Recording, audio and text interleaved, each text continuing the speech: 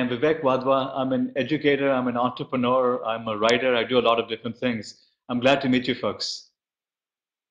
We're very glad to meet you too, Vivek.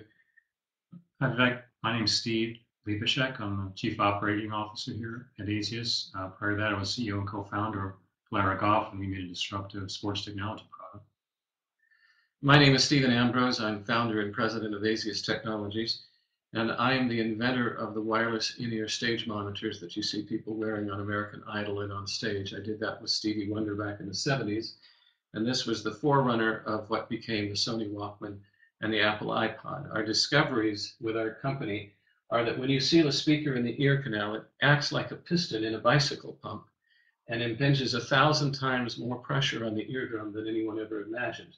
And I filmed this with my own ear, and this is an otoscope with an Apple iPod earbud, and if you look closely, you can see this beating like a bass drum. And it is the bass drum in rock and roll that is causing this to move way too far. And this has a tendency to make the music sound mushy and hold the speaker still with the eardrum, which is very counterintuitive, and also triggers the acoustic reflex where the muscles in the ear try and hold the eardrum still. This is acoustic waves, and these are pneumatic waves, and these are contained and these are dispersed easily. So there's 1,000 times more pressure here. So we fixed this by inventing a second eardrum, and that is more compliant than your own eardrum and more sensitive. So the pressures beat up our second eardrum instead of yours. And this is a depiction of an earbud without our technology and an earbud with our technology. And it doesn't get between the speaker and the eardrum, so it doesn't muffle the sound. Here's a skull candy that we tested at Vanderbilt with this technology on it. And it simply goes in the ear just like a normal earbud, but lower volumes, radically lower volumes, sound much louder. At Vanderbilt, we showed that you could listen at 1/4 to 1/16 the power levels. This is the answer to Mayor Bloomberg's call to end hearing loss with earbuds. Telling people to turn down doesn't work because no one realized why they turn up too loud in the first place. We've harvested these harmful pressures, and we use that to inflate a membrane in the ear. This is our inflatable Ambrose diaphonic ear lens, and one size fits all, and it holds on like a cloud. And here we've affixed this to a hearing aid that we tested at Vanderbilt in the summer, and it seals perfectly, and you can deflate it and hear your surrounding environment.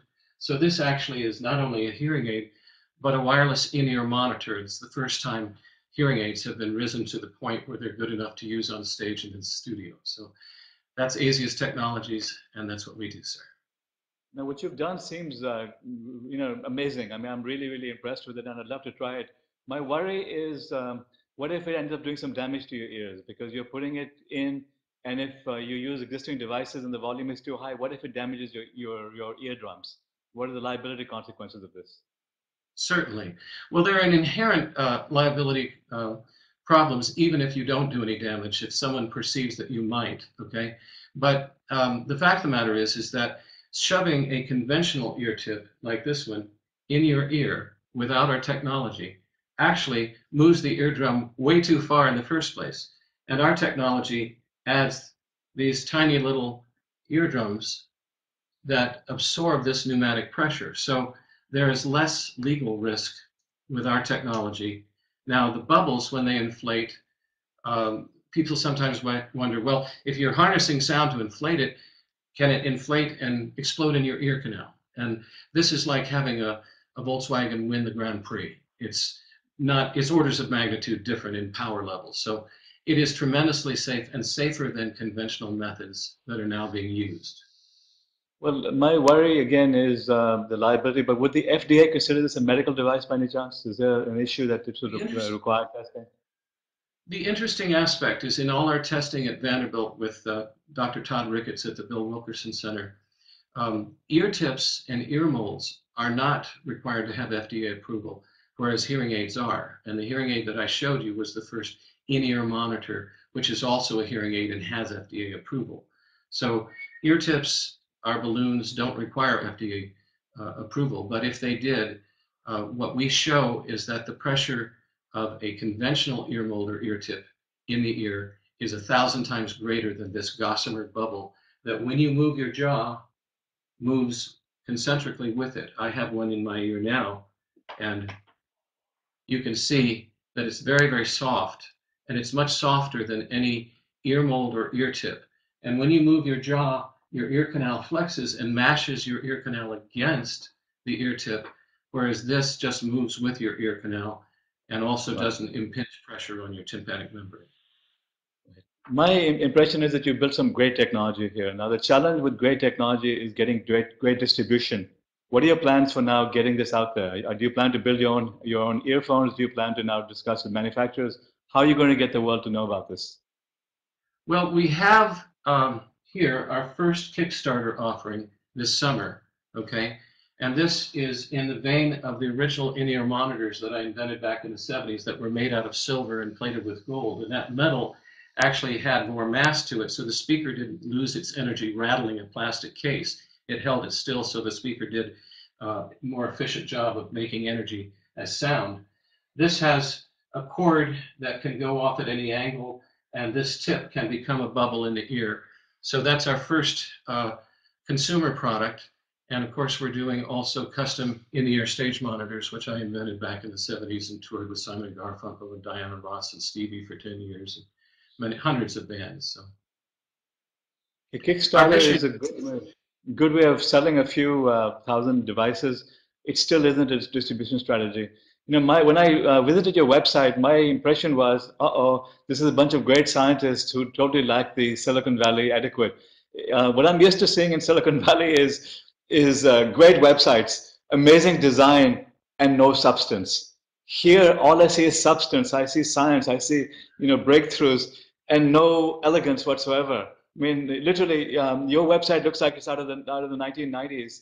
And my impression right now is that you have to round your management team out by getting some young marketing folks from Silicon Valley and be part of the ecosystem over here. Come to conferences, have people try it out here, create the excitement, and then form your team. So what's missing right now is the young hip connection. We couldn't agree more.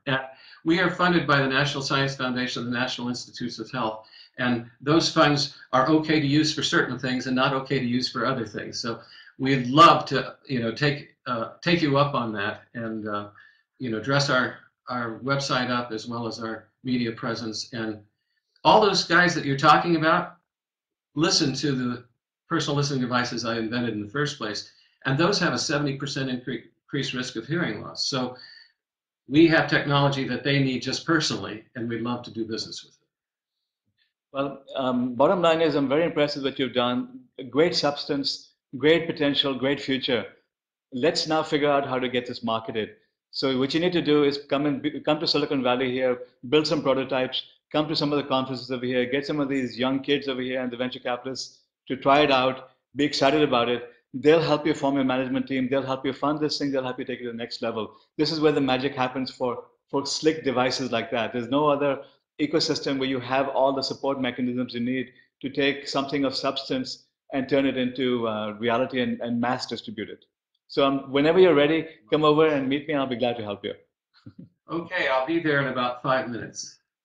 All right, you got it.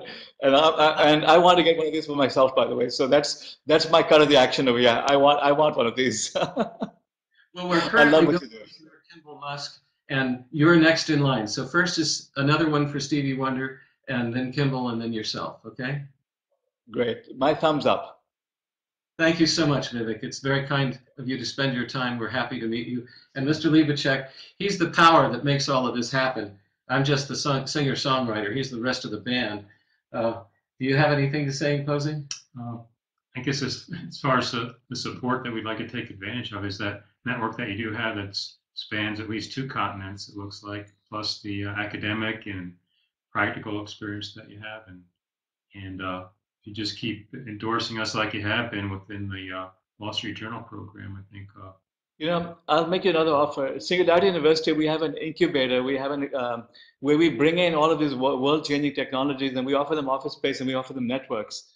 I can get our team to make you a Singularity University company. We're not like the other accelerators where they want ownership in you and they put in any financial burdens. It's really part of being part of our ecosystem and a tiny little. I mean, we can work out something by which you're part of the family and you have access to a much larger network through what we have here. It's right at the heart of Singularity University on the NASA campus. So when you're ready, come over and I'll make you part of that, and we'll get you introduced to the local who's who. You're very kind. We're delighted and honored. Thank you, Vivek.